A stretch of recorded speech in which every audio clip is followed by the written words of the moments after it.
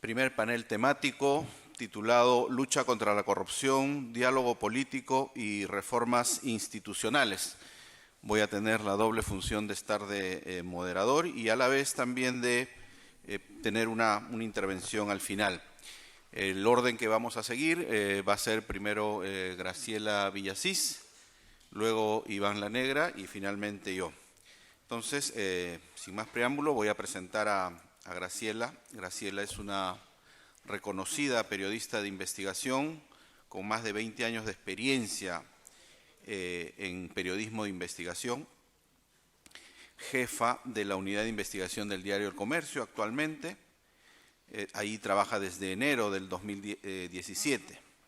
Antes ha trabajado en los principales programas periodísticos de la televisión peruana, como reportera en Cuarto Poder de América Televisión, La Ventana Indiscreta de Frecuencia Latina, La Hora N en Canal N, el programa Periodistas de Frecuencia Latina y redactora en el diario Liberación. Graciela es muy reconocida ahora por todo el seguimiento que le hace al caso Lava Jato, viajando constantemente a Brasil, estando en permanente búsqueda de información y quizás adelantándonos muchas veces datos muy importantes de este trabajo, ¿no? Yo quiero agradecerle a Graciela haber aceptado esta invitación y pedirle, ¿no? Pedirle que nos pueda contar su mirada del caso Lava Jato, como el tema que de alguna manera ha marcado estos últimos años en el país, qué perspectivas ve del caso y luego poder también tener una conversación, un diálogo con ella. Bienvenida, Graciela, gracias por tu intervención. Gracias, Eduardo, y gracias a los presentes por esta invitación. Bueno, sin más preámbulos, lo que vamos a hablar hoy día es básicamente, creo yo, del caso de corrupción más grande de la historia del Perú.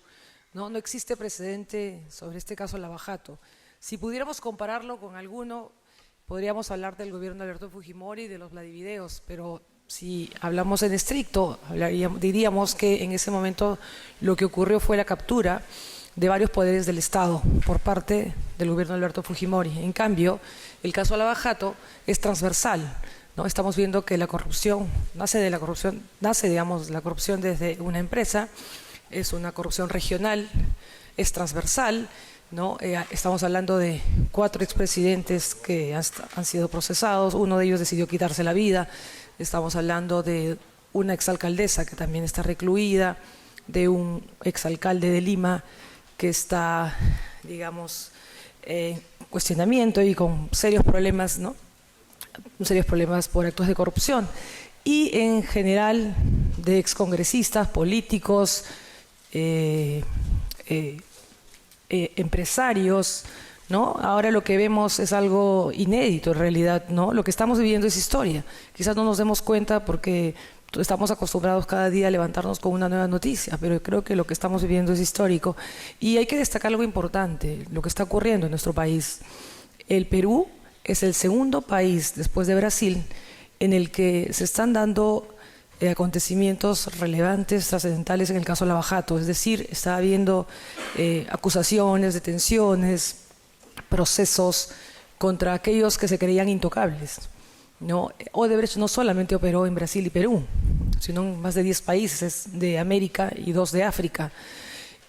Incluso nosotros somos ejemplos ante el mundo. Han venido periodistas de medios extranjeros muy importantes a un poco a entender cuál es el fenómeno que ocurre en nuestro país, ¿no? Por ejemplo, ellos dicen cómo han logrado que un puñado de fiscales hayan avanzado tanto, hayan procesado expresidentes, ¿no?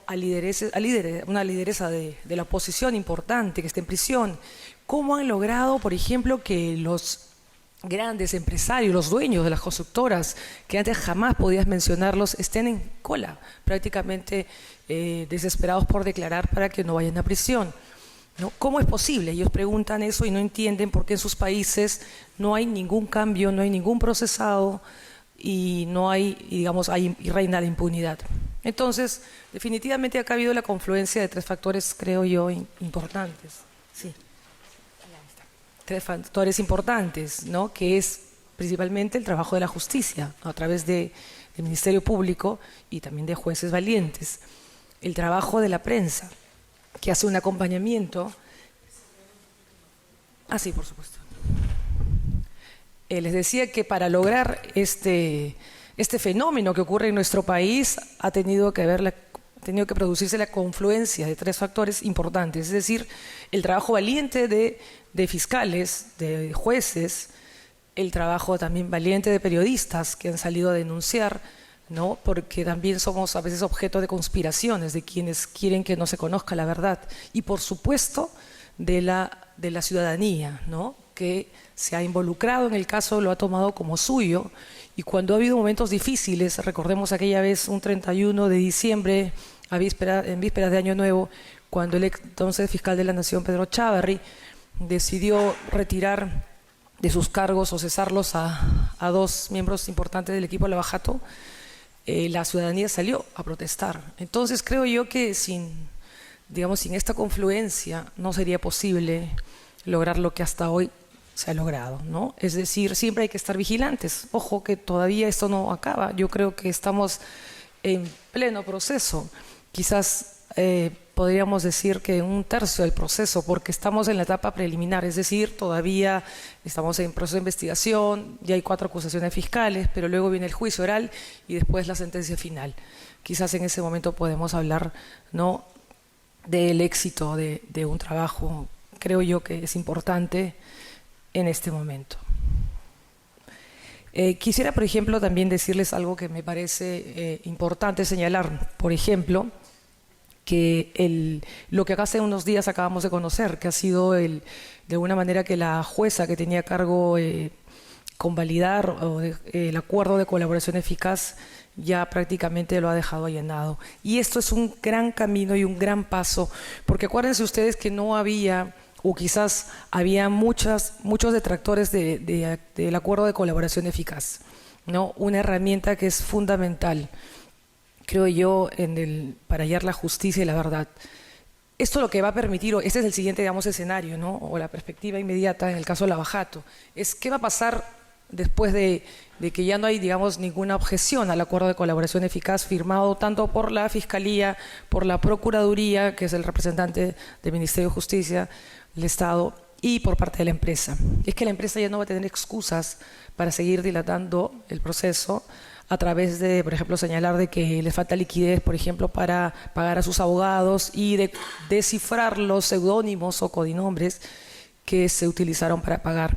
También se va a abrir esta tremenda caja de información que son los servidores, donde contiene la información básica, indispensable, que es el acompañamiento de los documentos, donde se encuentra la ruta del dinero y los depósitos en offshores, ¿no? Creo además algo importante que siempre voy a resaltar es que quizás el avance de las investigaciones se debe básicamente gracias al trabajo del equipo Lavajato, al éxito de la cooperación internacional judicial y por supuesto al acuerdo de colaboración con la empresa, en este caso Odebrecht, que tanto se ha criticado, ¿no? Se dice que la empresa Odebrecht es corrupta, bueno, definitivamente lo es, ¿no? Y para que haya un acuerdo tú tienes que declararte culpable, y si eres culpable es que eres parte de una organización criminal. Entonces, solamente si eres parte de una organización criminal eres capaz de delatar actos de corrupción. Por ejemplo, mucha gente a veces, se hizo una proyección en los Estados Unidos de cuántos años se podría demorar, por ejemplo, conocer cómo llegar a estas cuentas o obtener la ruta de dinero por parte de las autoridades, y se hizo una proyección de 108 años. En cambio lo que está haciendo de la empresa a través, digamos, de las confesiones o estas delaciones premiadas es acortar estos tiempos, ¿no? Hablemos del nuevo equipo Lavajato, que tiene 1 año y 2 meses, no del anterior, sino del nuevo, liderado por Rafael Vela. Ha logrado grandes avances y también grandes detractores, ¿no? Yo creo que los detractores son básicamente aquellos que están preocupados porque se conozca la verdad y aquellos que pues tienen temor de que sus nombres sean publicados próximamente, ¿no? Acuérdense que hay 71 apelativos en una lista, de los cuales se conoce 15 no más, y esos otros nombres te abren a nuevas investigaciones, nuevos casos, nuevos procesos, ¿no? Nuevas obras. Entonces, les decía yo que considero que este caso es relevante y que el periodismo de investigación es muy importante porque hace, además de un acompañamiento, también colabora con ellos de alguna manera. Por ejemplo, a veces hay un caso y nosotros también profundizamos, vemos cómo se inició, qué hubo en el camino.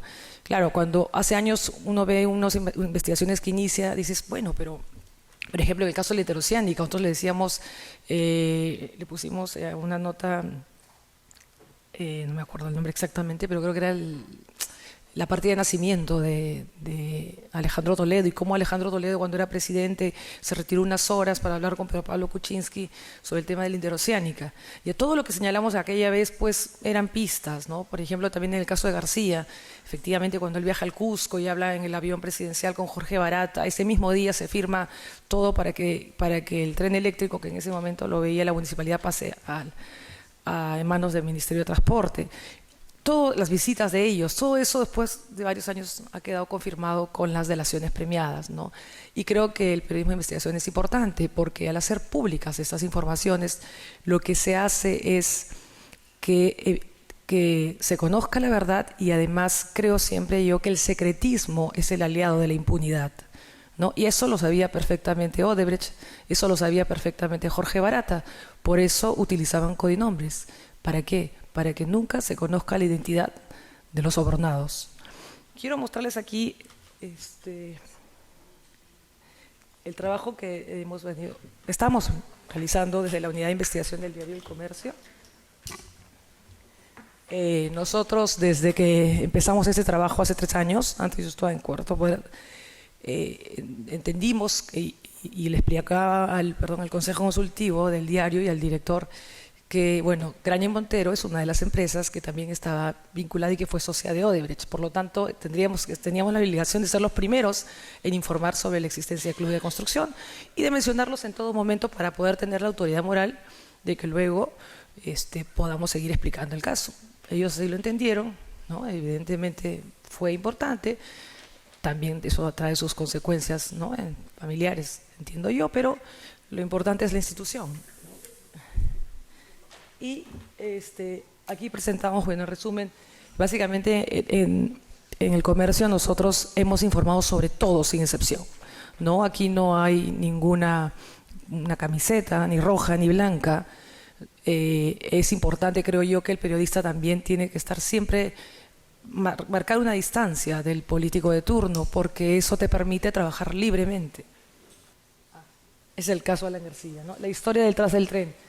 Es un poco lo que les comentaba, que hicimos esta nota desde enero del 2017.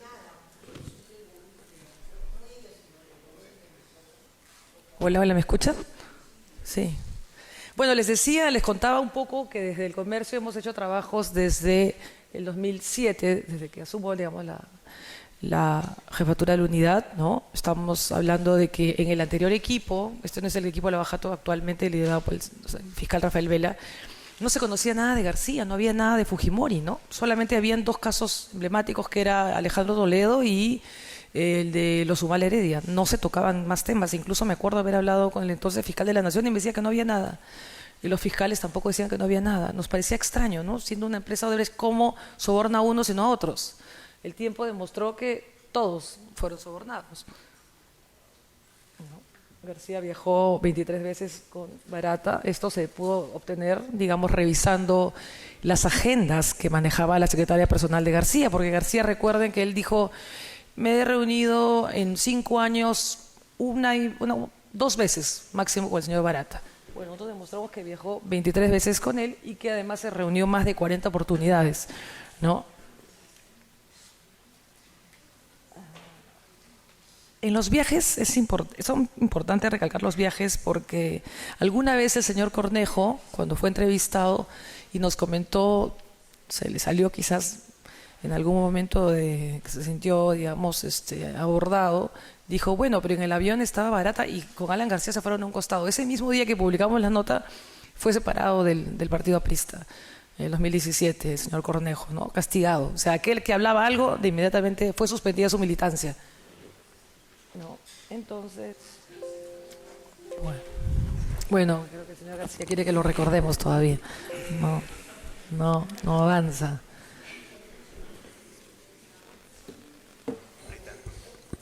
Ahí está.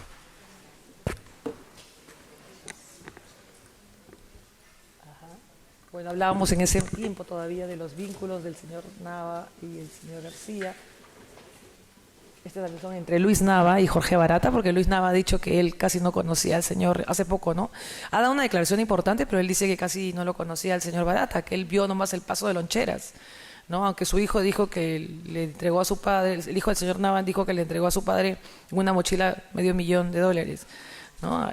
Y luego el señor Barata dijo que entregó maletines. Entonces hablamos de loncheras, mochilas, maletines, ¿no? Definitivamente hay ver mucho de verdad y también parte de amnesia selectiva o esconder la verdad, ¿no? Porque claro, al rey muerto, ¿qué puedes hacer? Si das una declaración importante, porque Luis Nava ha sido el secretario de Alan García, un hombre de absoluta confianza, incluso él fue a prisión en su primer gobierno por él, y solo después de que él muriera, recién comienza a hablar, ¿no? Por supuesto. Es muy importante para nosotros siempre tener el libro de las visitas, que no necesariamente son los reportes oficiales que salen en la web, sino conseguir los libros, los cuadernos que algunos guardan, ¿no? Este caso también hoy importante, no sé si han visto en los últimos días en el caso, por ejemplo, de los Humala, lo que ha aparecido y que hay mucho interés por desprestigiar el trabajo del equipo Lavajato, ¿no? Ha salido unos audios, bueno, una grabación en realidad que se hizo desde el penal entre dos fiscales anticorrupción, el señor Elmer Chirre y su adjunto, con el señor Martín Belaúnde Locio, un aspirante a colaborador eficaz, y su abogado, en el que se menciona al fiscal Germán Juárez, ¿no? Aquí, por ejemplo, es cierto, el fiscal pues le dice, hay que acomodar tu testimonio para que coincida con la tesis del fiscal Germán Juárez que lleva el caso Humala, pero no estaban hablando del caso Humala. Entonces, inmediatamente, por las redes sociales, el señor Ollanta Humala, su esposa Nadine Heredia y todas las personas cercanas a él, incluso sus abogados, uno de ellos ex jefe del INPE, salieron a decir que esto era un escándalo y lo compararon con el escándalo brasileño, pero no tiene comparación alguna, ¿no? Yo lo que creo es que están buscando cogerse de un lado, pero lo que no midieron fue que el señor Martín Belaúnde no es, su declaración y su testimonio no está incluido en la acusación fiscal contra la Humala Heredia, por lo tanto carece de valor, ¿no? esta campaña de desacreditar al equipo de Lavajato.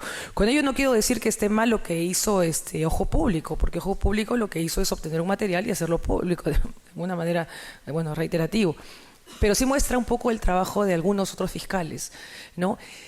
Se está cuestionando últimamente el trabajo o qué tan útil o qué tan bueno es el colaborador eficaz, ¿no? Porque, por ejemplo, ahora dicen hay muchas medidas preventivas, hay muchas prisiones solo por el dicho de una persona. Bueno, el colaborador eficaz es una herramienta indispensable, quizás la más importante en este caso y en otros tantos, porque primero tiene que admitir culpabilidad, es decir, soy parte de la organización criminal y voy a delatar a los demás, pero no solamente basta mi dicho tiene que ir acompañado de documentos. Solo así pasas de aspirante a colaborador eficaz en sí, con un número. Por lo tanto, creo yo que sí es una herramienta importante, creo que es indispensable para el descubrimiento de la verdad y que evidentemente hay que separar la paja del trigo. Hay colaboradores que sí han aportado y por eso tienen su sentencia y están libres, y hay otros que no, como el señor Martín Belaúnde, ¿no? Que tiene 5 años preso y sigue diciendo medias verdades porque en realidad él parece que no ha estado presente, sino de oídas dice algunas cosas para tratar de salir de prisión. Ay, perdón. Aquí, bueno, esto fue ya. Nosotros también estamos cubriendo desde Brasil todo lo que ocurre en el caso Lavajato porque creemos que es indispensable que todos conozcan y hagamos un seguimiento. Esta fue la primera vez que publicamos algo sobre la señora Keiko Fujimori, estoy hablando de noviembre del 2017. Esta noticia generó inmediatamente una suerte de mensaje a la nación de la señora Fujimori, quien bueno, no nos escucha, quien nos dijo y nos amenazó por difamación, ¿no? Por difamación, porque ella dijo que iba a demostrar que el comercio estaba mintiendo, porque ella nunca había recibido ningún tipo de financiamiento por parte de Odebrecht. Bueno, el tiempo nos dio la razón. Ella ella está recluida, bueno, probablemente salga, probablemente no, eso es independientemente del proceso que ella siga, pero lo cierto es que la señora Fujimori es líder de una organización en ese momento importante, bueno, creo que todavía es importante, pero digamos tenía una mayoría en el Congreso, nos hizo sentir todo su poder, al punto que en el mismo medio en el que trabajo pues hubo una preocupación evidente, ¿no?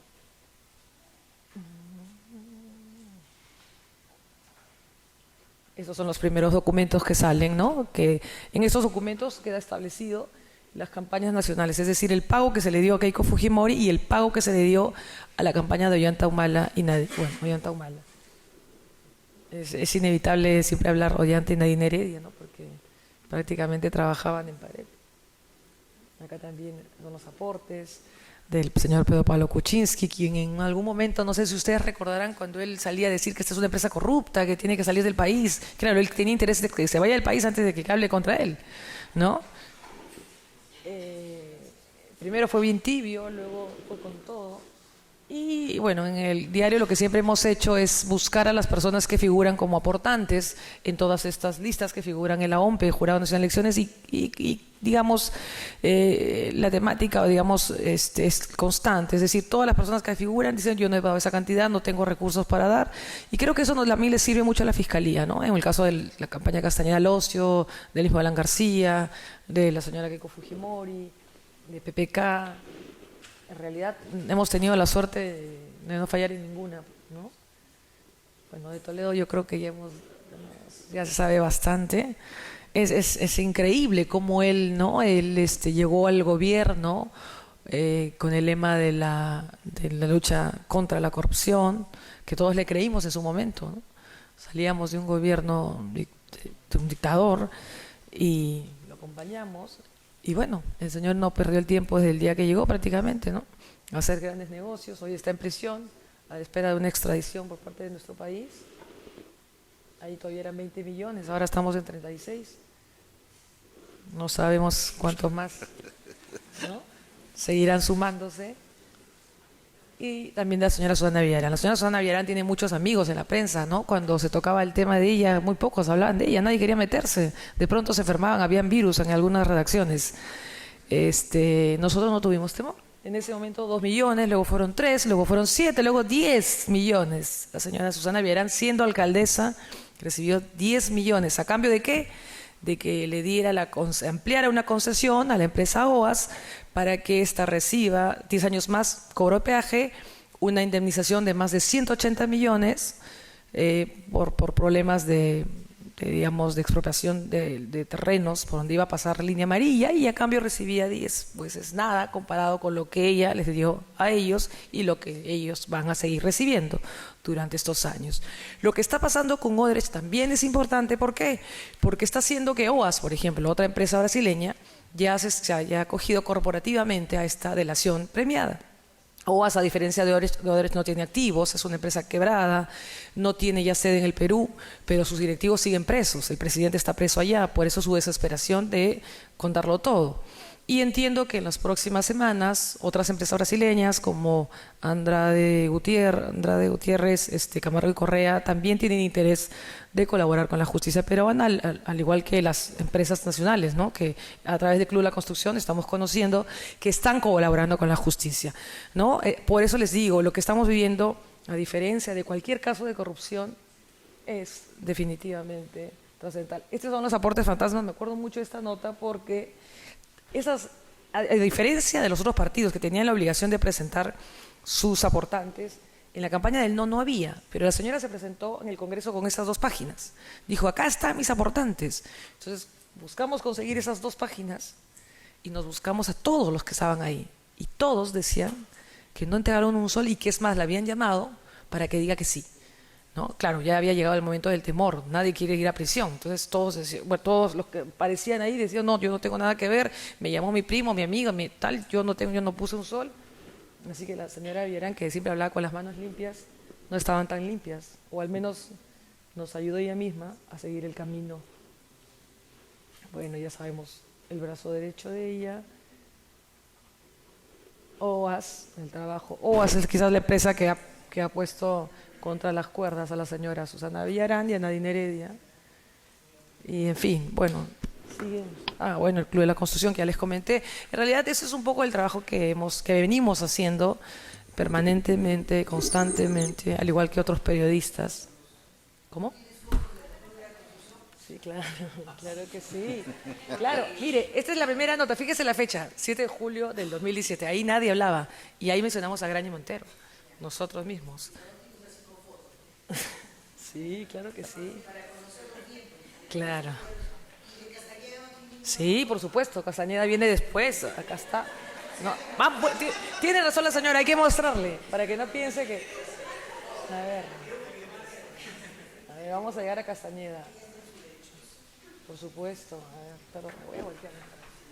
Esos son de Lapras.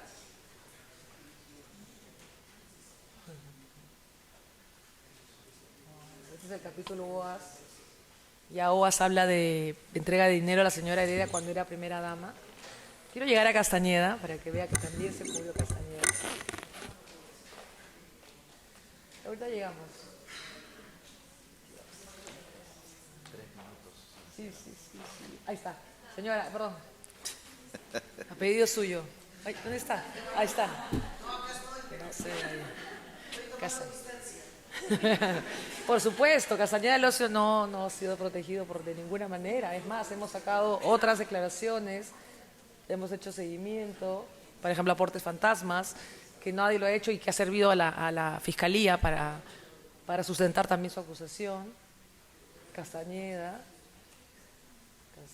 Y bueno, y esto es Chacya, ya lo último que ha pasado esta semana y que les he comentado, y creo yo que es una herramienta muy útil y que está permitiendo y que va a permitir que la gigantesca base de datos, ¿no?, de datos almacenada en los servidores se va a conocer, ¿no? Así que hay que estar expectantes, hay que seguir vigilantes de este caso. No sabemos qué puede pasar en la Fiscalía. No olvidemos que los jueces, los fiscales supremos son mayoría frente a la minoría que vienen a ser esos fiscales de menor rango. En el Poder Judicial, el presidente del Poder Judicial ya en su momento se ha pronunciado en contra del acuerdo. Incluso el presidente Martín Vizcarra también dijo que estaba en contra de que se le entregue este dinero, ¿no? Es decir, esto no termina. El capítulo Lavajato aún se sigue escribiendo. Gracias.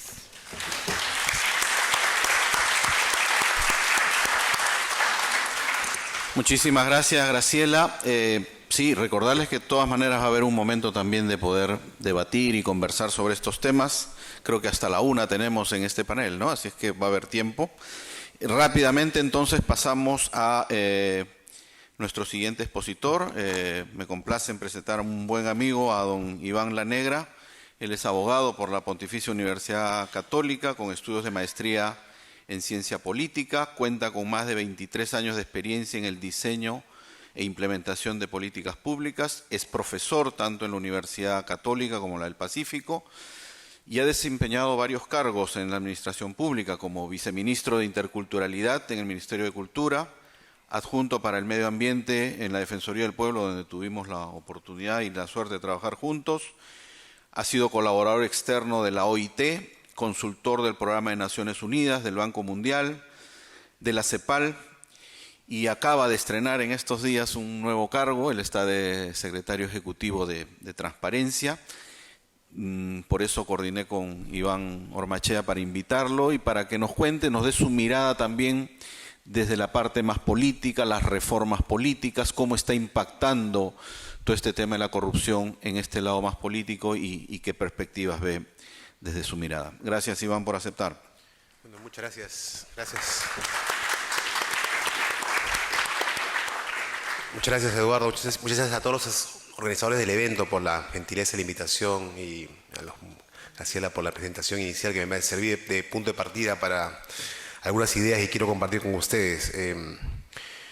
Digamos, cómo todo esto que se ha expresado, ¿no?, en esta presentación de lo ocurrido con el caso de Lavajato impacta sobre las condiciones de la construcción de un país basado en la paz y el diálogo. O sea, cómo eso, digamos, impacta, ¿no? Y hay varias dimensiones en donde eso ocurre, ¿no? Yo diría que hay dos centrales, ¿no? Una es que cualquier esfuerzo de construcción de un diálogo amplio y la idea de la paz necesita de un convencimiento social amplio sobre la existencia de un interés general compartido. Es decir, que hay un interés común que se respeta y que se defiende, ¿no?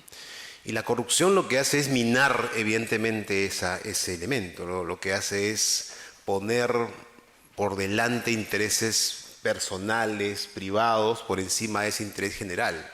O sea, destruye esta idea que deberíamos tener todos de que hay un espacio colectivo, compartido, que debería ser defendido, y la corrupción lo destruye.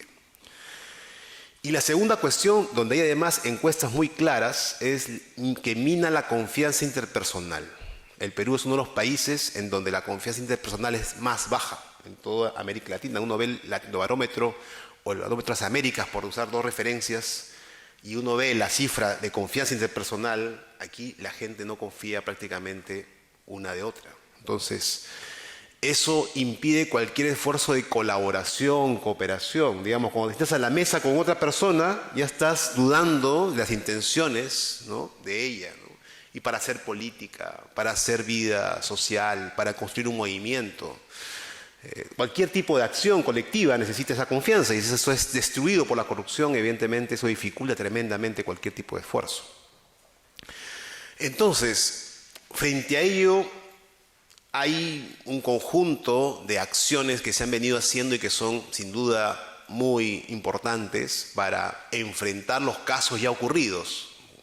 Digamos, este mérito de equipos de fiscales, de jueces, de identificar los casos de corrupción y eventualmente sancionarlos, es sin duda un elemento importante y ataca una de las cuestiones críticas que alientan la corrupción, que es la impunidad. Digamos, no hay nada más alentador para el corrupto que saber que nada va a pasar, ¿no? Y ese sentido de lo intocable, ¿no?, de que nadie está, digamos, por fuera del sistema y que más bien cualquiera puede ser sancionado si se identifican evidentemente las responsabilidades, es un elemento importante.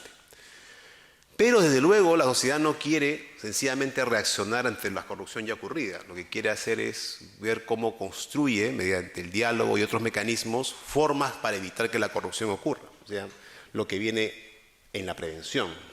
¿Cómo evitamos que hayan más titulares así? Yo sé que no es buena noticia quizás para los medios de comunicación, que dejen haber noticias importantes, pero esa no es el tipo de noticias que queremos, ¿no? Queremos otro tipo de noticias, entonces queremos que las noticias sean distintas. Entonces, ¿cómo hacemos para que eso ocurra? ¿Qué tipo de cosas hay que hacer para que eso ocurra?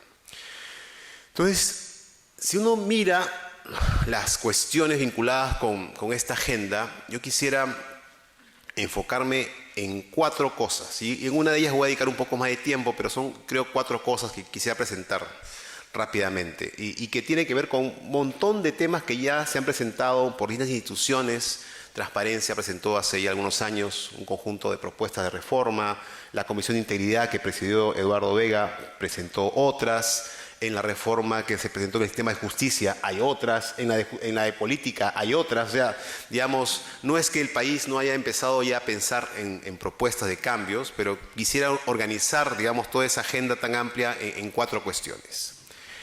Creo que la primera cuestión, y la que se nos ocurre es más fácil de entender, es cómo hacemos a los procesos de toma de decisiones de uso de recursos públicos procesos menos susceptibles de corrupción. Es decir, ¿dónde están, digamos, los elementos donde el riesgo de corrupción es más elevado y cómo evitamos que esos procesos sean más fáciles de caer en caso de corrupción, ¿no? Y ahí la dinámica de estos casos que se han mencionado muestran varios patrones, ¿no? El primer patrón, que me parece uno central, es que la primera cuestión que ha ocurrido es que hemos hecho un montón de cosas que no necesariamente necesitábamos o que no eran necesariamente el tipo de obra que se requería construir primero, o si se requería la obra no era necesariamente el tipo de obra que se adaptaba mejor a las necesidades de la gente. Y todo eso ocurría porque lo más importante para la corrupción no es tanto la obra, sino cuánto es posible sacar de la obra, y eso implica que cuanto más costoso, más grande, más espectacular, más interesante. Entonces, un elemento central, por lo tanto, es el fortalecimiento de la forma en cual el propio Estado decide qué construye, qué hace, qué obras, qué servicios ofrece, ¿no? Nosotros hemos tenido por muchos años algo que se llama el SNIP, el Sistema Nacional de Inversión Pública, y que se llama InvierteP. Pero en verdad hay un esfuerzo ahí pendiente muy grande porque sigue siendo un sistema muy fragmentado y desestructurado. Ustedes quizás habrán escuchado de estos supuestos negocios ilícitos que se producen en la gestión a veces se ha denunciado, ¿no?, de parlamentarios que gestionan obras ante el Ministerio de Economía y Finanzas, ¿no?, de gente que recibe una suerte de algo así como un honorario de éxito ilegal, evidentemente, por pues tramitar obras, ¿no? Y eso ocurre precisamente porque el sistema es absolutamente fragmentado y sin una estructura clara que organice las decisiones sobre las obras públicas, ¿no?, más allá de las decisiones específicas de cada entidad del Estado, ¿no? De hecho, quizás ustedes, para que vean cómo los temas de diálogo se vinculan con esto, hace algún tiempo se animó mucho en el Perú algo que se llama el presupuesto participativo, la idea de que la gente se involucrara en las decisiones sobre qué debía hacerse como obras en cada uno de sus departamentos, provincias, distritos, ¿no? Pero, ¿cuántos de ustedes han participado en un proceso participativo de ese tipo? ¿Cuánto de verdad le hemos dado más fuerza a la transparencia en el proceso de decisión sobre las obras que se desarrollan en cada lugar? ¿Qué criterios usamos para determinar qué es lo más relevante y cómo la gente se involucra, la ciudadanía se involucra en ese proceso? O sea, más allá de los temas técnicos del InvierteP y todo lo que eso implica, también esa otra dimensión tendría que ser tomada en cuenta, ¿no? Pero luego hay otras cuestiones. Con Eduardo, hace algunos años nos recorríamos el norte, visitando todas las obras que estaban en proceso de construcción, no por un año, no por 2 años, algunos estaban creo 4 o 5 años en proceso de construcción y nunca acababan, porque tenían adenda más nueva revisión, ¿no? Y todo el negocio que se generó alrededor de ese proceso, y digamos, casos tan dramáticos como el asunto de los arbitrajes que últimamente han surgido, tienen que ver con esa dinámica, ¿no? Y ahí también hay que hacer, evidentemente, correcciones, ¿no? Encontramos en ese momento un conjunto de problemas que podían resolverse en esa dimensión. Pero, acá viene una cuestión además importantísima, ¿no? Todo esto tiene que al final, y esto es muy importante, conciliarse con la demanda de la gente de que haya obra. Y esta es una cuestión que a veces se nos pasa de largo, pero si simplemente hacemos cosas para que la corrupción avance, pero no, eso a su vez impide que las inversiones lleguen, tenemos igual un problema. Porque hay una demanda de que la obra de agua llegue, que la obra de pavimentación se construya, que el hospital termine de hacerse. Entonces, si las reglas que construimos al mismo tiempo, claro, nos evitan la corrupción, pero también evitan que la obra se haga en el momento adecuado y de manera eficaz y bien hecha, tampoco funciona. Entonces, ahí hay una cuestión que seguramente será tema ya de fondo del próximo gobierno, ¿no? Efectivamente se plantea una reforma en la administración pública que vaya más allá de los temas puntuales que hemos visto para que eso efectivamente funcione. Hay una enorme agenda ahí. Solamente lo quería plantear como agenda porque hay, como digo, varias cosas que se han planteado que implicaría mucho tiempo para analizar cada una de ellas. La segunda dimensión, que es una que les compete a ustedes, a todos nosotros, es cómo hacemos no solamente de las reglas una preocupación, sino también cómo nos preocupamos de las personas que aplican las reglas. Porque no importa qué tan perfecta sea la regla, no importa qué tan buenas sean las normas o las leyes que tengamos, también es relevante la calidad de las personas que toman esas decisiones. Es decir, ¿quién asume las posiciones, ¿no? Digamos, y nos gustaría que sean personas que al menos nos den un mayor nivel de confianza respecto de que van a usar las reglas de una manera adecuada. Porque siempre van a haber fallas, siempre van a haber maneras, entre comillas, ingeniosas de buscar esquivar las regulaciones que se vayan a dar. Y ahí creo que hay dos cuestiones críticas, ¿no? Me parece que una tiene que ver con la selección de la administración pública. Me parece que el gran tema pendiente en el Perú es la construcción de un servicio público, de un servicio civil, profesional, ¿no? Es decir, potenciar servir la institución responsable de generar un cuerpo, de una burocracia profesional, ¿no? Es decir, eso que evite que tengamos todo ese tema de, a ver, ¿a quién pongo esta vez en el cargo cuando llego a un puesto? Sino que hay una cuestión estable, ¿no? Que le dé una fuerza a la administración pública. Pero también en la selección de los gobernantes, ¿no? Tanto en el Parlamento como en el gobierno, en el gobierno regionales y municipalidades. Y ahí tenemos toda una discusión sobre qué tipo de perfil necesitamos animar a que se elija en el Congreso, ¿no? En este Congreso que viene en enero. No tenemos mucho tiempo, ya los partidos prácticamente decidieron cuál es la conformación. Nos falta todavía que el jurado nacional de elecciones nos diga si los disueltos van a poder o no formar parte del proceso, pero en principio pareciera que sí, no sé, habrá que ver eso que finalmente ocurre.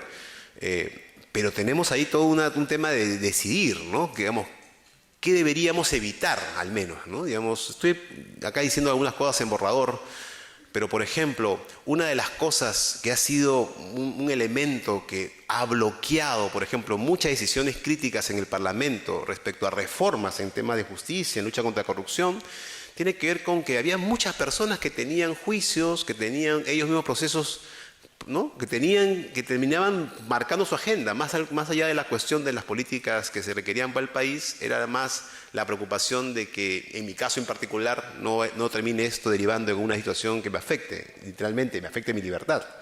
Entonces, cosas como esas no deberían pasar, ¿no? O el tema de los intereses que representan las personas que van al Parlamento, ¿no? El tema de la declaración de intereses debería ser una cosa, por ejemplo, que ocurra más allá de si ganas o no la elección. Digamos, hay una responsabilidad de hacerlo después que ganas, pero ¿por qué no hacerlo antes, ¿no? Digamos, deberíamos saber por lo menos cuáles son exactamente esos intereses que las personas llevan al Congreso. Entonces, ahí tenemos un tema vinculado con la selección de personas, ¿no? Y lo tercero, desde luego, tiene que ver también con cómo movilizamos cambios en las percepciones de la ciudadanía respecto a la tolerancia a la corrupción. Hay encuestas muy, muy amplias que se han hecho, ¿no? Proética hizo encuestas, hay otras que se han hecho por otras vías, en donde se revela en general que nosotros todavía tenemos, ¿no? Un tema de este periodo que hemos vivido, una tolerancia bastante amplia a la corrupción, ¿no? Y quizá la frase que ustedes conocen muy bien, que resume un poco esta idea, es, bueno, roba pero hace obra, ¿no? Que es una frase fatal, ¿no? Que un poco rompe cualquier tipo de posibilidad, ¿no? De compromiso ciudadano con la crítica a este tipo de conductas. Y es algo que debemos desterrar eso, pero desterrarlo implica cambiar de actitudes, ¿no? Y eso implica desde como es la micropolítica, ¿no? Desde lo más pequeño hasta cuestiones más amplias, ¿no? Yo he visto por temas de trabajo, pues reviso algunas de estas encuestas y recuerdo que una de las respuestas más comunes de la gente era ¿por qué usted le da, cuando da una coima, por qué usted da una coima, ¿no? Es que, bueno, es que el funcionario gana poco y hay que ayudarlo, ¿no?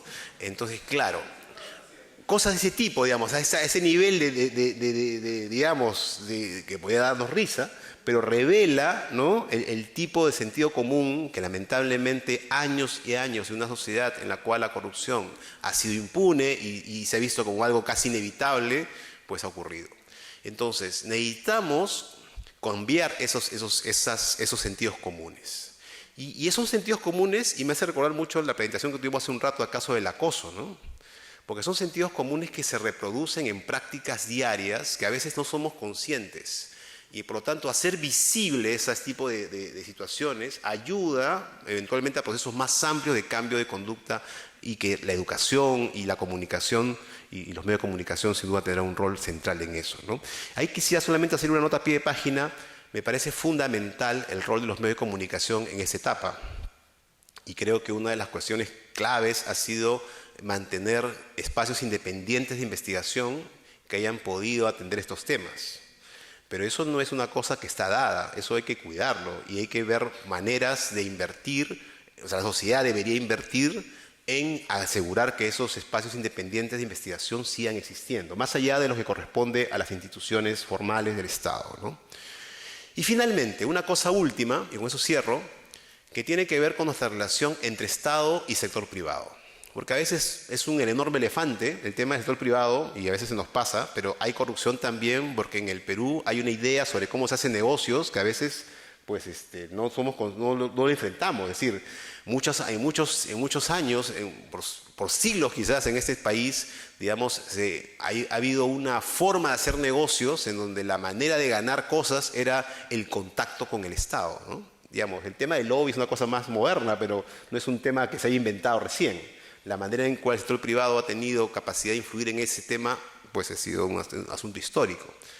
Entonces, eso no quiere decir que sea un asunto que se resuelva sencillamente pues, con los procesos judiciales y demás. Yo creo que se requiere una reflexión del propio sector privado sobre las responsabilidades que este sector tiene para cambiar las cosas. Creo que hay cosas que ya se están ocurriendo en el sector privado, ¿no? Parte del sector privado más moderno que dice, mira, esto no puede ser la manera en la cual el sector se desarrolle en el largo plazo, necesitamos cambiar esa visión de los empresarios. Y es un elemento crucial, ¿no? Porque eso además se repite en otros ámbitos, no solamente en el ámbito formal, sino también en otros espacios de menor escala. Entonces, es un desafío gigantesco. Si nosotros logramos, por lo menos, ir generando algunos cambios en cada una de las esferas, sin duda podremos ir avanzando, pero tenemos acá uno de los temas centrales del Bicentenario, ¿no? Digamos, si el país quiere construir una sociedad en la cual la idea de la probidad sea un eje, una columna de la vida republicana, necesitamos encarar, ¿no? con toda la fuerza que los recursos nos ofrece, con toda la fuerza de las capacidades que disponemos como sociedad, ¿no? Tenemos que ponerlos al servicio de la lucha contra la corrupción. Es la única manera de garantizar que haya paz y diálogo en el largo plazo en el país. Muchas gracias.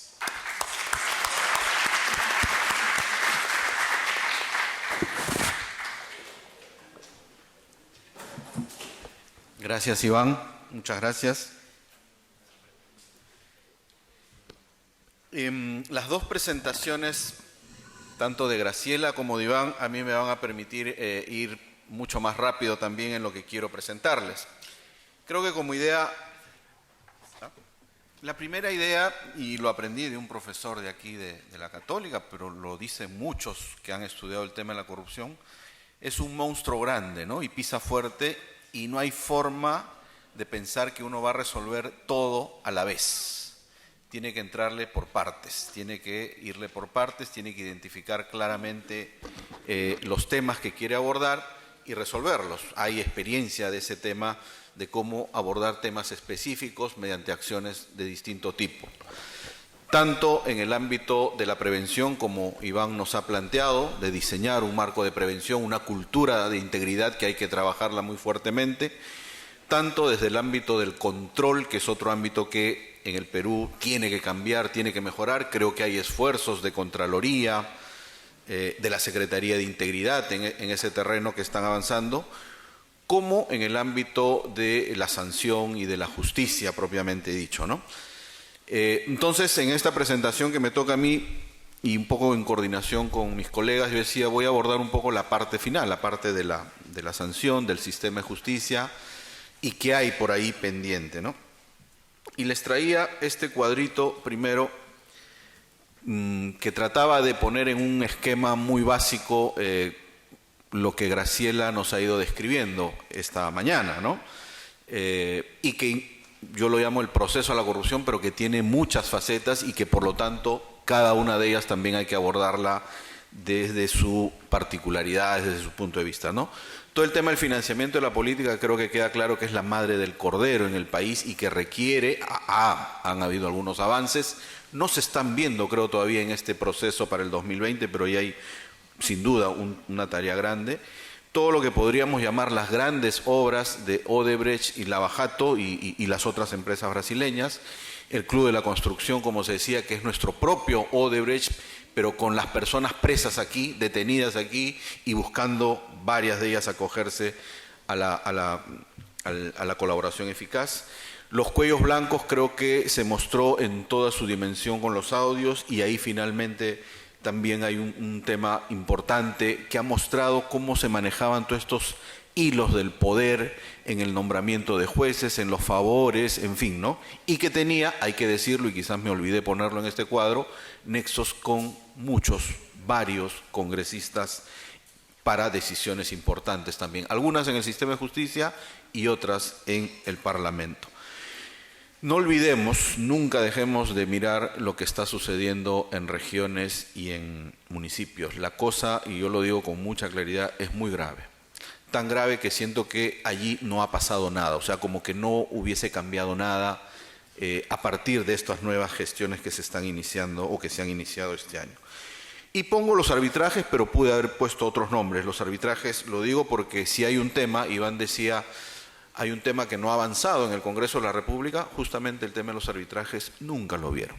Nunca se vio y habían demasiados intereses en este tema, ¿no? Hablaremos algo de la prisión preventiva, pero quiero ir al fondo, que es el tema cómo se manejan los arbitrajes en el Perú. Este cuadro que parece sencillo, en realidad le puse en realidad es muy enredado, ¿no? No es una cosa muy sencilla, sino que más bien está súper enredado, y detrás de ello hay sin duda lo que les planteo aquí, ¿no? Una serie de dificultades y de problemas que van saliendo a la vista si uno quiere ver el lado penal. Yo algo he estudiado del tema penal, no me considero penalista, no quisiera hacerlo tampoco, pero creo que por ahí hay que tener en cuenta esto, porque al final ahí se va a decidir esto que Graciela nos decía, se está escribiendo una historia, y una historia que va quedando registrada en los medios de comunicación, en la historia, pero luego también habrá que ver cómo se registra finalmente en las sentencias. Sentencias hay, pero en los grandes casos todavía no hay muchas. Ahora les contaré algunas de ellas, ¿no? Entonces, vieron que de este cuadro de financiamiento de la política, el lavado de activos es un poco su contracara, ¿no? La otra cara de la moneda. En el caso de las grandes obras, en realidad puede ser todo, puede ser colusión, peculado y otras figuras. En el caso del Club de la Construcción, yo pongo ahí tráfico de influencias, pero eso también puede aplicar para el Cuellos Blancos y los CNM y todo el sistema de justicia, ¿no? En fin, hay ahí, y Iván hacía notar todo el tema de las empresas. Yo recuerdo mucho, y lo digo con mucho aprecio, con mucho respeto, pero del 2012, yo estaba de defensor todavía, llevábamos a la CAN, han escuchado hablar de la CAN, ¿no? La Comisión de Alto Nivel Anticorrupción, para crear la figura de la responsabilidad penal de las personas jurídicas. ¿Y cuándo ha salido ese tema? Recién en el 2017, 5 años después. No había tampoco voluntad de sacar muy rápidamente esto, de tener estas figuras del compliance, que ahora ya es una obligación tenerlo, ¿no? Y junto con ese proceso de la corrupción, sin duda está también cruzado, utilizo esta misma gráfica, pero cambio de nombres, una serie de instituciones, ¿no? en el sistema de justicia. Fundamental va a ser el rol, ¿qué va a decir el Poder Judicial frente a estas figuras importantes? Creo que el rol de la Fiscalía hay que dividirlo en dos. Creo que es nefasto lo que le pasó con Chávarri al frente del Ministerio Público. Quiso literalmente traerse abajo todo el esfuerzo que desarrollaba el equipo especial, que creo que en general es una labor importante, muy sacrificada la que están haciendo, seguramente con algunos errores, yo los señalaré muy rápidamente algunos de ellos, pero creo que en general es una labor que hay que reconocer y que hay que agradecer como país.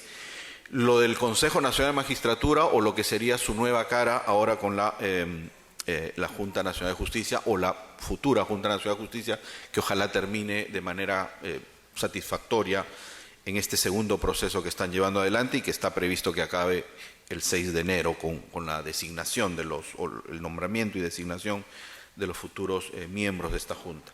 Y abajo una serie de instrumentos que como defensores de derechos humanos tenemos que cautelar, tenemos que cuidar que se cumplan, pero a la vez tenemos que ver que estos elementos pueden tener algunas dificultades para procesar una criminalidad que ha excedido cualquier imaginación que teníamos en el Perú.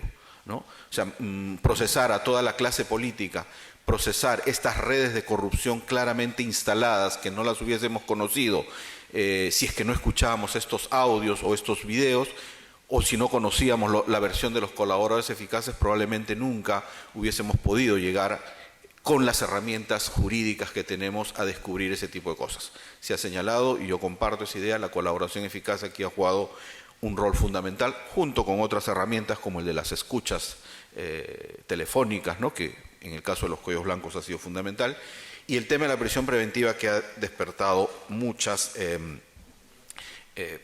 debates sobre el tema, ¿no? 3 temas nada más que quiero abordar.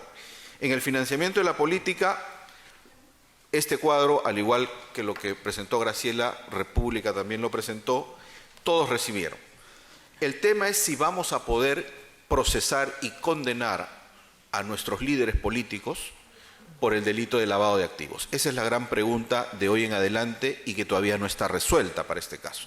Hay versiones muy respetables que señalan que no es posible, que no alcanzaría esta figura de lavado de activos para procesar solo la parte del financiamiento de las campañas políticas. Todavía no hablo de la parte de las obras públicas, ¿no? O sea, todo esto que recibieron por campaña. Y el tipo penal es ese, el que ustedes ven allí, ¿no? De nuestro Código Penal. El que adquiere, utiliza, posee, guarda, administra, custodia, recibe, oculta o mantiene en su poder dinero, bienes, efectos o ganancias, cuyo origen ilícito conoce, y subrayo ahí, o debía presumir, será reprimido con pena privativa de libertad no menor de 8 ni mayor de 15 años.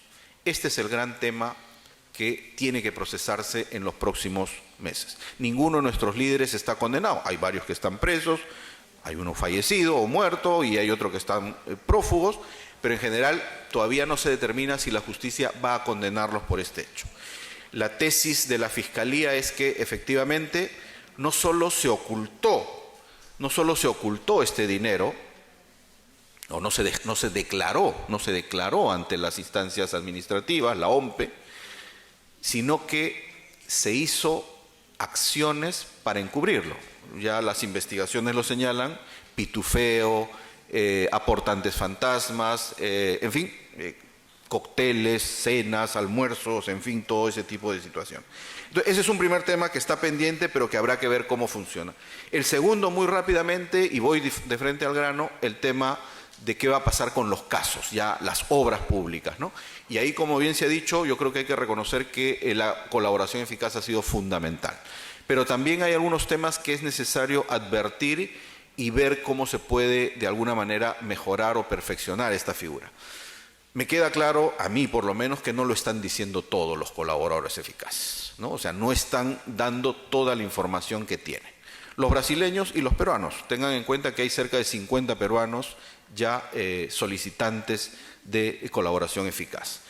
Lo segundo, no se está recuperando todo el dinero. Y ahí hay, por supuesto, una norma que regula esta situación y que creo, lo digo en el tercer rubro, no está siendo lo más beneficioso para el Estado peruano. Por el contrario, más bien parecería que tiene alguna, digamos, visos de que puede estar siendo muy favorable a la propia empresa Odebrecht.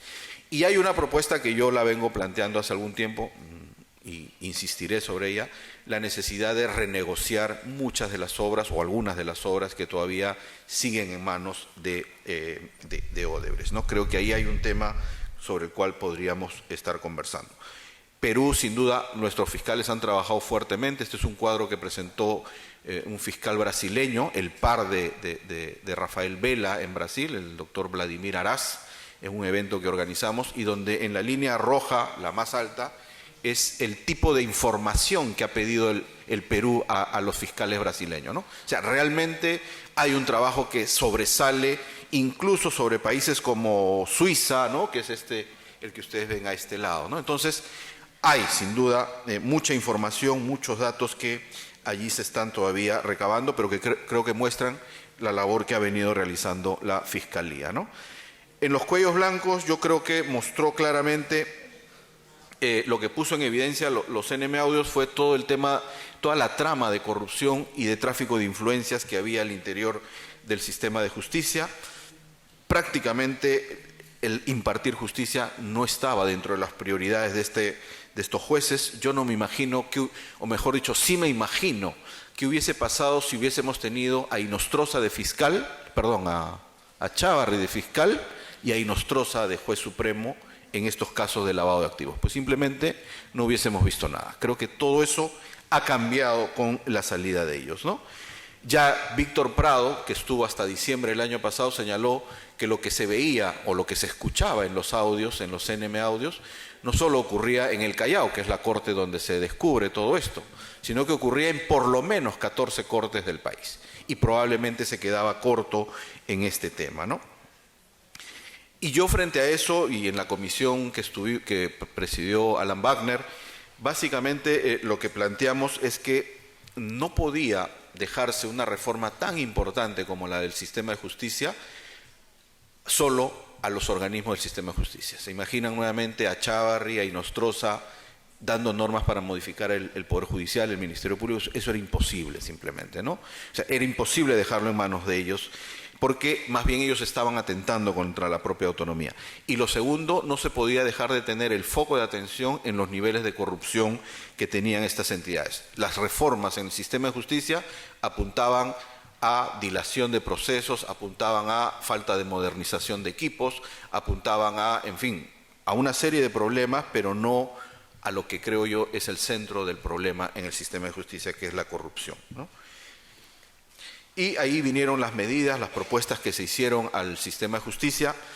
Felizmente yo creo que podemos señalar que se han implementado, de las 9 que se propusieron, se han implementado 7, todavía por verse los resultados que estas tienen, pero hay 2 que no han avanzado y que el Congreso nuevamente no las quiso ver. Una primera, la creación de una Fiscalía Suprema Anticorrupción que mirara estos 3 delitos que están siempre, ahora nos damos cuenta, caminando de manera conjunta: lavado de activos, criminalidad organizada y corrupción. Y no se quería porque ahora queda claro que eso finalmente atentaba contra todo este esfuerzo que se está llevando desde el equipo especial. Y lo segundo, un tema que lo trabajamos, no sé si está aquí el amigo Fernando del Mastro, pero estamos trabajando fuertemente porque se incorpore la ética de manera obligatoria en todas las universidades, en todas las facultades de Derecho, y que los colegios profesionales hagan una verdadera labor de castigo a quienes no cumplan, a colegios profesionales, colegios de abogados, con problemas de ética en el ejercicio de la abogacía. Yo no sé si habrá delito todavía en los casos de arbitraje, que estos de los árbitros, pero sí creo que hay faltas a la ética clamorosas que lamentablemente el Colegio de Abogados nunca las ha visto, ¿no? En fin, ¿qué hacer? Solo quiero mostrarles este dato final, ¿no? Miren el manejo de casos que tiene la Procuraduría en casos de corrupción, ¿no? 32.000, y me quedo corto, parece que esto ya ha aumentado mucho más. La Fiscalía maneja aproximadamente 13.400 casos. El Poder Judicial ha condenado a 3.356 personas, ha aumentado eso en el último año, y en el INPE, o sea, presos exactamente por corrupción, hay 1.257. Todavía yo diría, los corruptos pueden decir, mira, las probabilidades de caer detenido y preso son, me puedo correr el riesgo, voy a hacer el riesgo de... Hay un grupo de procesados, ahí está el mismo número abajo, ¿no? De los 94.000 internos en el país, hay 1.200 que están por corrupción, ya no les cuento ahí, pero lo puse como referencia, los casos de patrimonio, tráfico, violencia sexual es una cosa impresionante, en el tercer lugar de los presos, y luego entre procesados y condenados, 582 procesados y 675 condenados, un 45-55 más o menos % en cada uno de ellos, ¿no? ¿Qué hacer? En regiones ya no me detengo, pero la verdad que la cosa ahí es gravísima. Este es el Hospital Lorena en Cusco, por ejemplo. Desde el 2014 está parado y ustedes van allá y sigue parado, ¿no? O sea, eso no ha cambiado. Esta es una obra de la reconstrucción con cambios, como decía Iván, ahora estamos trabajando, mirando la reconstrucción con cambios y lamentablemente hay riesgos de corrupción muy altos en la reconstrucción. Esta es una pista que tiene una observación de Contraloría, teóricamente ya está terminada, una carretera en realidad, ¿no? Terminada, y no tiene lo que le llaman los famosos drenajes pluviales. A los costados de esta vía deberían haber drenajes pluviales. En Piura y en Tumbes es natural que haya drenaje pluvial. Bueno, esta obra en su diseño, o sea, en su expediente técnico no tenía drenaje pluvial. Y aún así las autoridades siguieron adelante con este proyecto, ¿no? Para que vean cómo también no es problema de recursos hoy día. La reconstrucción con cambios tiene arriba de 25.000 millones de soles asignados, pero el riesgo es de que las obras se hagan muy mal, ¿no? En fin, y ahí ustedes pueden ver los casos. ¿Qué hacer? Ya se ha dicho algo, yo creo que tiene que haber un liderazgo al más alto nivel del presidente de la República, sin duda, de los ministros, de los gobernadores, de los congresistas y, en fin, de todos aquellos que desempeñan alguna función pública. Un cambio radical en la actuación. Si seguimos haciendo lo mismo, pues simplemente no va a haber cambios en la manera en cómo enfrentamos la corrupción. Ya Iván nos ha hablado de la tolerancia social como otro elemento, el fortalecimiento institucional. Lo que uno encuentra, sobre todo en regiones, es la debilidad de instituciones que tendrían que ver con el control, con la fiscalización o con la supervisión. Me refiero a fiscalías, procuradurías, contralorías, defensoría del pueblo, una institución que quiero mucho, pero que entre ellas son muy débiles y a veces no coordinan lo suficiente para este tema, ¿no? Y una respuesta integral y coordinada de todos ellos, ¿no? Hay avances, sin duda, han habido normas en este tiempo que se han dado frente al problema de la corrupción, las más notorias, esto de la muerte civil, la imprescriptibilidad de los delitos de corrupción, juzgados especializados, modificaciones a las normas de contratación pública, ley de protección al denunciante. Pero todo esto todavía hay que ver si efectivamente está siendo útil y yo creo que todavía falta más por demostrar eso, ¿no? Termino con esta, ¿no? Sí creo, y Iván lo señalaba, hay que fortalecer y hay que exigir, demandar, invocar una mayor participación de ciudadanía. Creo que ahí está la clave de que podamos entrar. Aquí siempre el parangón es, así como en materia de derechos humanos, en las épocas de mayores dificultades, en la década de los 80 y 90, fue clave el rol de los movimientos, de las organizaciones de derechos humanos. Creo que ahora, frente a la corrupción, es importante entrar. Hay aspectos más técnicos, pero se requiere un esfuerzo desde la sociedad civil que esté pendiente, que esté demandando permanentemente, desde el municipio, desde el gobierno regional, hasta las autoridades del Congreso y del Ejecutivo, una situación mucho más clara frente a la corrupción. Muchas gracias.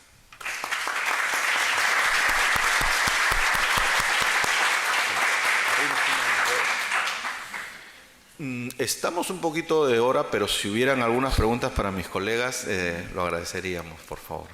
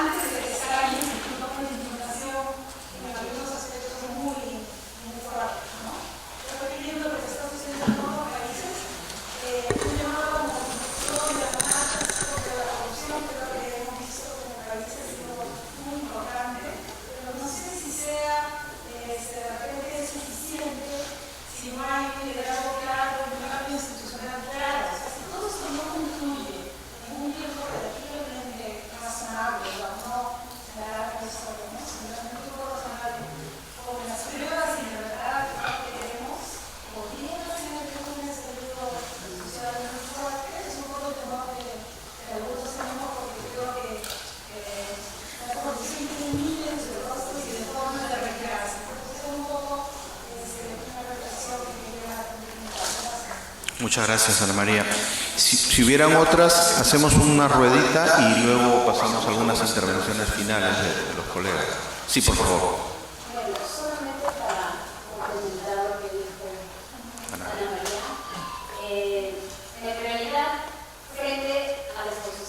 señor Iván Arriaga, a las obras que se realizaron, ¿no? Sin necesidad. Toda vez que esos proyectos deben partir de las necesidades del pueblo, en los diferentes sectores, sin ningún directo su educación. En las escuelas carentes de atención. En la zona rural, donde no tienen bibliotecas, donde no tienen acceso a nada. Y eso carga de indignación. Y eso es lo que nos interesa. Llega un momento en que nosotros, en el pueblo, realmente ya cansado de eso, ¿no? Ya va a desplazar. Y quizás eso no va a ayudar a la construcción de la paz.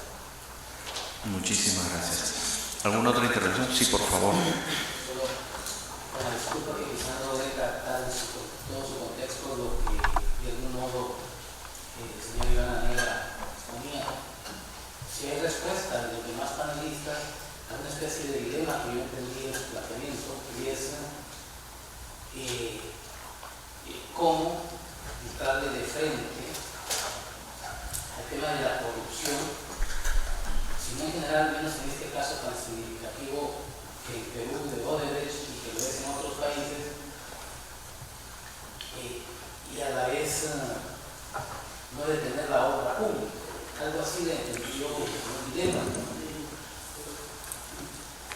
En todo caso, yo creo que es un dilema de funcionarios actuales y pasados, por la responsabilidad que tuvieron y tienen, y es un dilema quizás planteado de manera más coloquial al ciudadano común.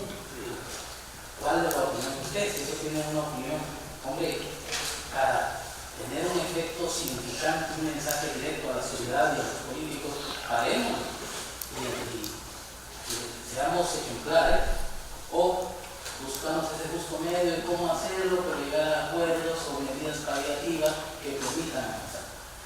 Yo voy a tener una respuesta al respecto de qué necesitamos como sociedades.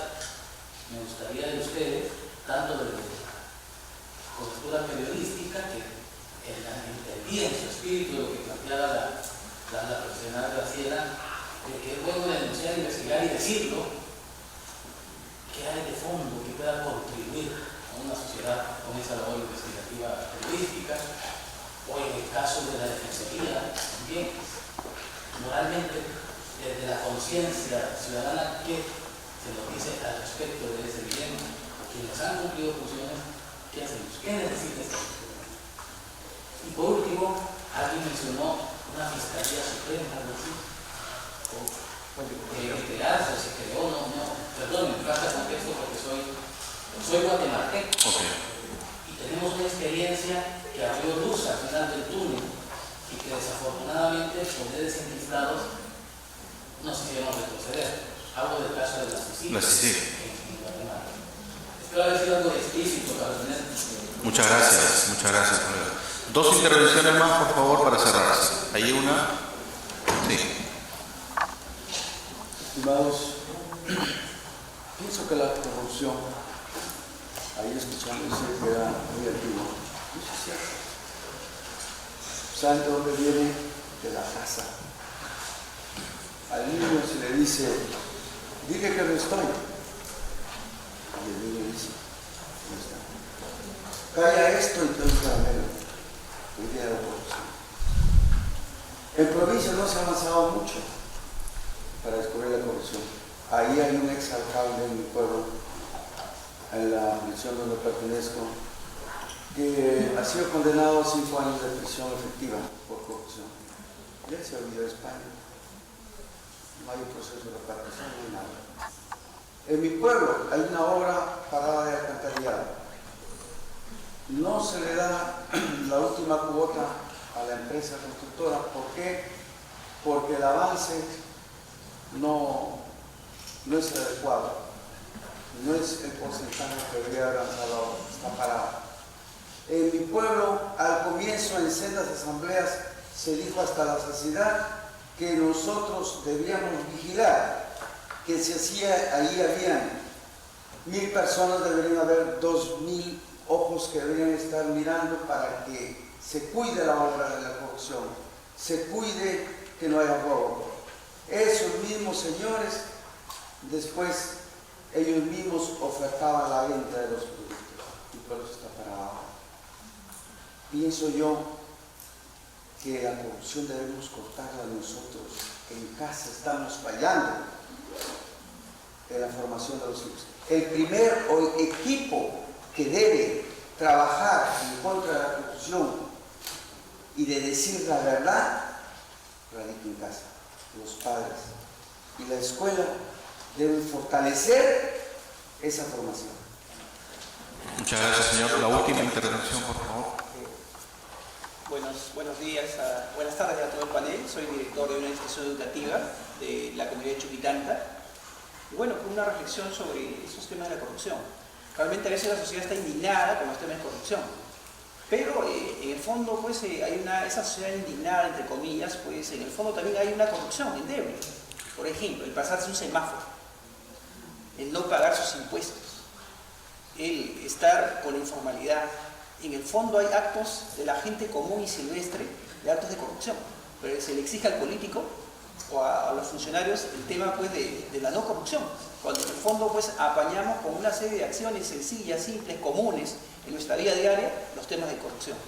Para que haya un corrupto, debe haber un corruptor. Entonces, en ese aspecto del empresario, que en su mayoría es informal, porque la economía peruana es el 70 hasta el 80% informal, vive en ese tema de la corrupción. Y creo que es importante el trabajo en educación. Ahí viene la formación, en implementar ahí todos los temas en presupuesto, en incitaciones, porque la nueva generación, esa generación que ha vivido en ese clima, salga con nuevas luces, con valores, como dice acá el amigo, en la casa, la educación, y eso se busca, pues, con el financiamiento concreto, ¿no? Porque en educación el financiamiento es pobrísimo a nivel latinoamericano, y creo que tenemos que trabajar con las nuevas generaciones. Gracias. Muchísimas gracias. Aquí había una intervención final. Sí, por favor.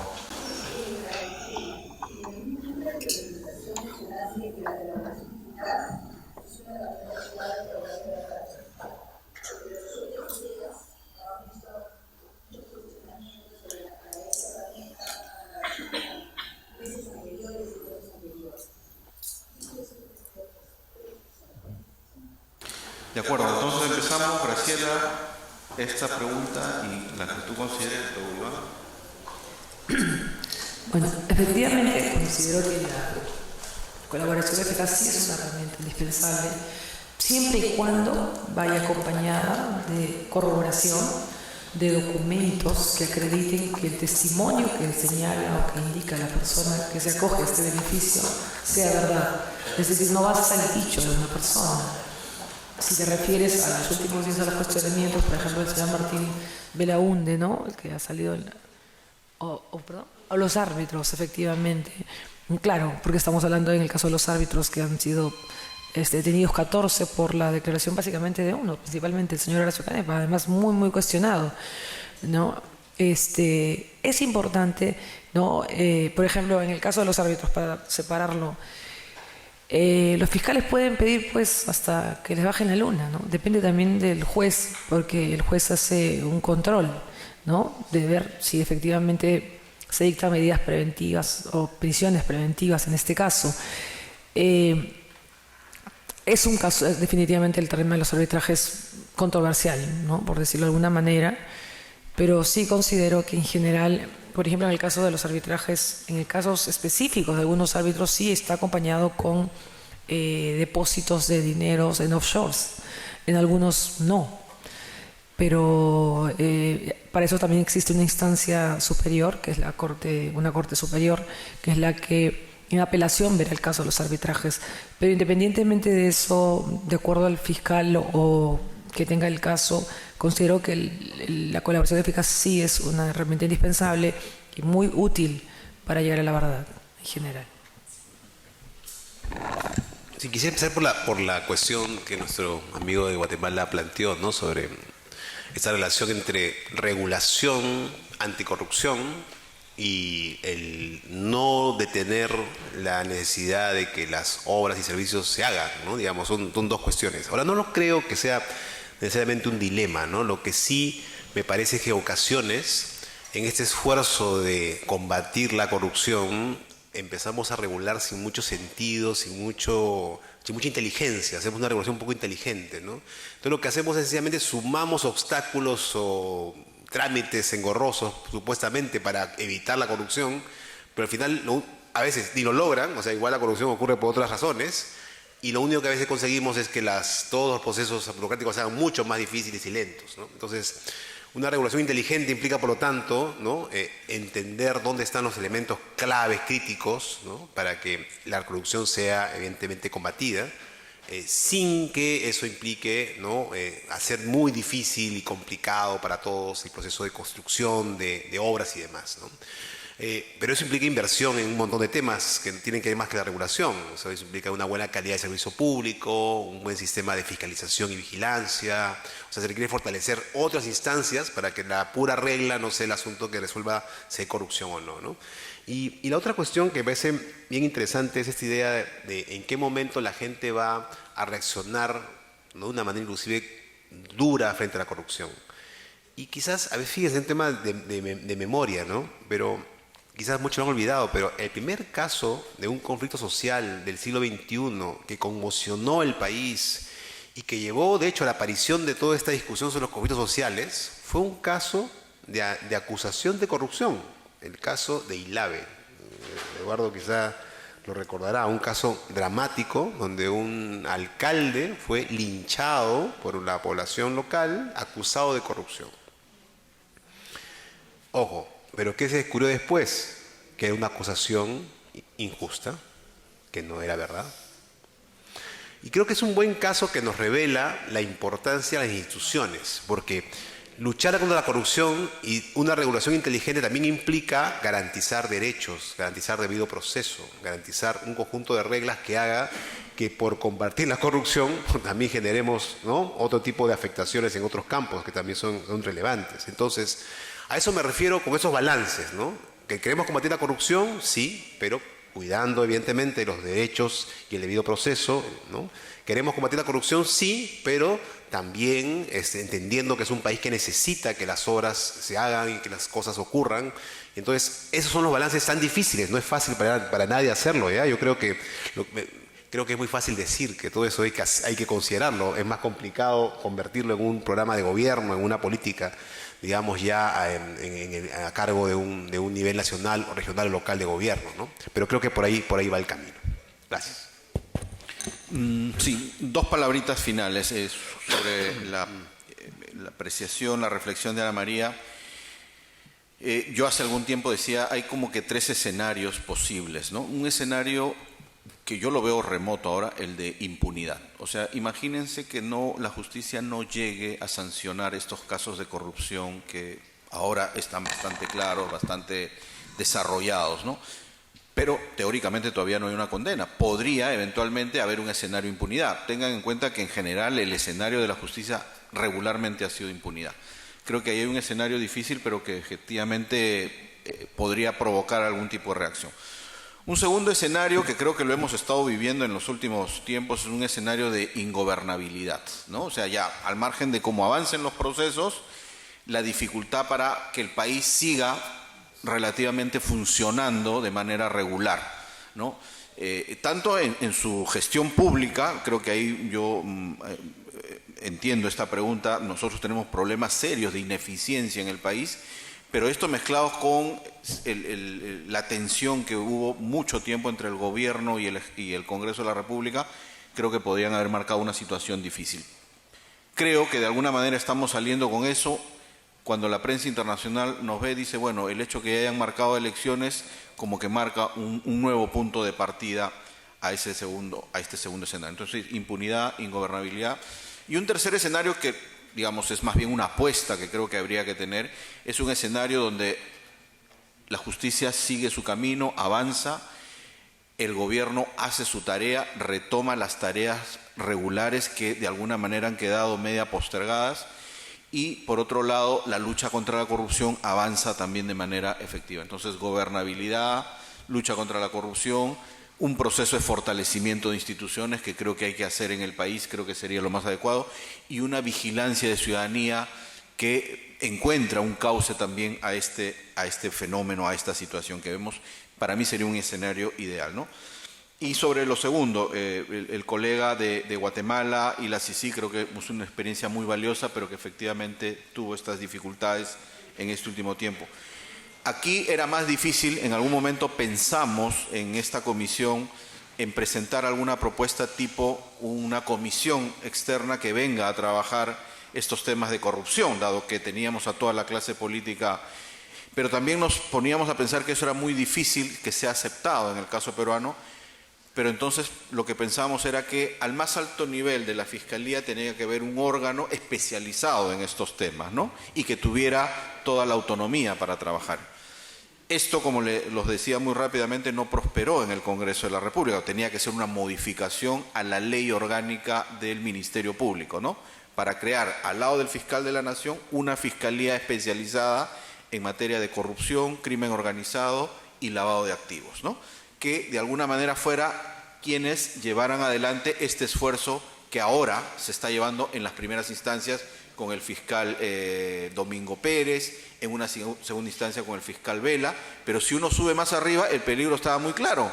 Tenemos fiscales cuestionados a ese nivel de Fiscalía Suprema. No había esa garantía y entonces lo que queríamos es darle una organización mínima hasta el más alto nivel que lamentablemente hasta el día no ha prosperado, y que espero que en el Congreso que se instale en enero pueda verse de alguna manera, ¿no? Gracias.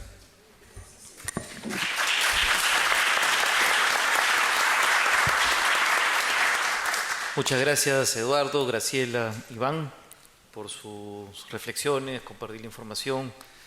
Estaba tentado de decir que era un panel de lujo, pero creo que la frase está hablando del contexto de corrupción, ¿no? Muy bien, bueno, agradeciendo su presencia y participación, entonces hacemos un alto para el almuerzo, pero antes invitar a nuestros invitados a la foto de rigor.